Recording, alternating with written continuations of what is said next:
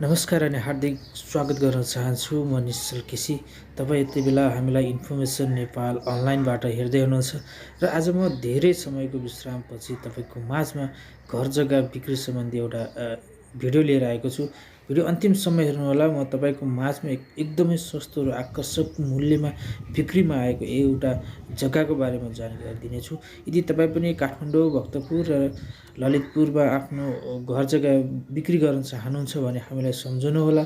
हामी तपाईँको घर जग्गा बिक्री गर्नको लागि सहयोग गर्नेछौँ र हाम्रो यो सेवा एकदमै निःशुल्क हुनेछ।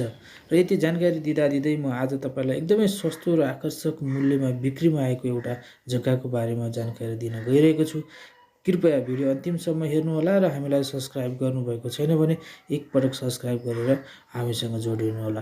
त्यस्तै गरी तपाईँ हामीलाई इन्फर्मेसन नेपाल अनलाइनमा फेसबुक पेजमा पनि हामीलाई भेट्न सक्नुहुन्छ र त्यहाँ पनि हामीलाई फलो गरेर जोडिनुहोला।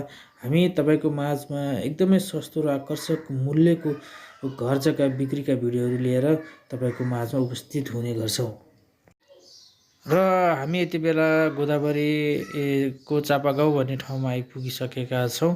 यो तपाईँले ब्याकग्राउन्डमा देखिरहनु भएको बाटो हो। यो जग्गासँगलाई छोएको जग्गा हो।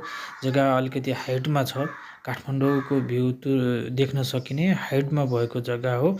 यो कच्ची मोटर बाटो 13 फिटको कच्ची मोटर बाटोले छोएको जग्गा छ।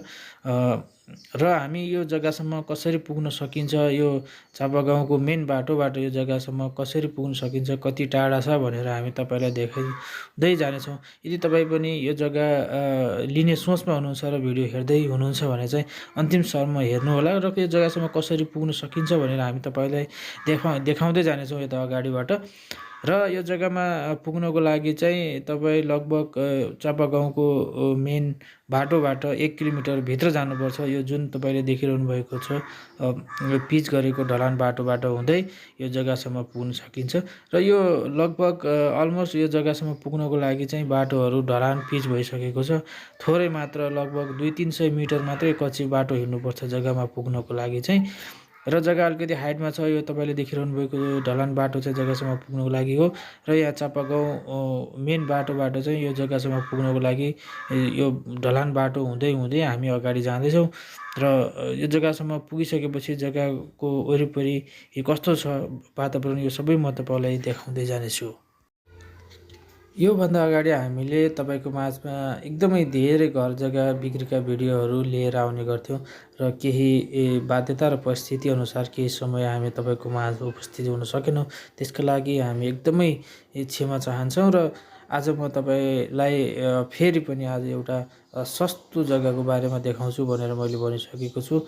र यो जग्गासँग सम्बन्धित व्यक्तिले भनेअनुसार चाहिँ यो पर आना चाहिँ 9 लाख भन्नुभएको छ र यसमा चाहिँ केही मिलाउन सकिने पनि उहाँले जानकारी दिनुभएको छ। यदि तपाईँलाई जग्गा मन पर्यो, तपाईँ जग्गा लिन चाहनुहुन्छ भने हामी यस जग्गासँग सम्बन्धित व्यक्ति अथवा जग्गा धनी को नम्बर चाहिँ हामीले यहाँ माथि राखिदिनेछौँ र उहाँसँग सम्पर्क गरेर तपाईँ यो जग्गाको बारेमा बाँकी जानकारी लिनुहोला।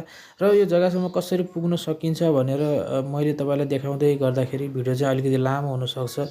कृपया हेरिदिनु होला। किनकि तपाईँ यो भिडियो हेरेर हाम्रो भिडियो हेरेर तपाईँ सम्बन्धित जग्गासम्म चाहिँ तपाईँ आफै पनि जान सक्नुहोस् भन्ने चाहिँ हाम्रो चाहना भएकोले हामी यो जग्गासम्म कसरी पुग्न सकिन्छ भनेर सबै सम्पूर्ण यो बाटो कस्तो छ, जग्गा कस्तो छ, कहाँबाट जाने, कसरी पुग्न सकिन्छ भन्ने कुरो तपाईँलाई जानकारी दिइरहेका छौँ।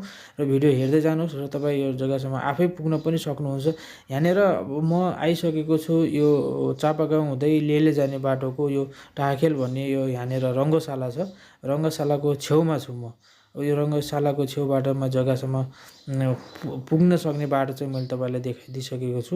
यहाँनिर यो रङ्गशाला हो।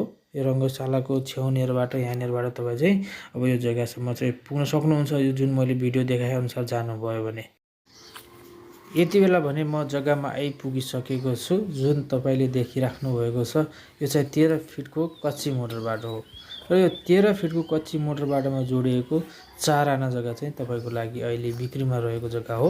र यो जग्गा तपाईँलाई उपयुक्त लाग्छ र तपाईँ जग्गासम्म आएर जग्गा हेर्न चाहनुहुन्छ भने मैले यहाँ माथि नम्बर पनि राखिदिनेछु। यो नम्बरमा कन्ट्याक्ट गर्नुहोला र आएर सम्बन्धित व्यक्तिलाई भेटेर कुरा गर्न सक्नुहुन्छ, जग्गा हेर्न सक्नुहुन्छ। बाँकी तपाईँले यो जग्गामा को बारेमा जानकारी लिन सक्नुहुन्छ। एकदमै नजिकमा घरहरू पनि बनिसकेको छ। घरहरू भएको ठाउँ हो। यदि तपाईँ तत्काल आफ्नो घर बनाएर बस्न चाहनुहुन्छ भने पनि तपाईँ घर बनाउन सक्ने अवस्थाको जग्गा छ यो। जुन अब त्यस्तो भिरपाखा चाहिँ छैन। जे होस् अलिकति जग्गा चाहिँ हाइटमा छ। यो माथि देखिराख्नु भएको छ यो सबै काठमाडौँ भ्याली देखिने ठाउँ छ।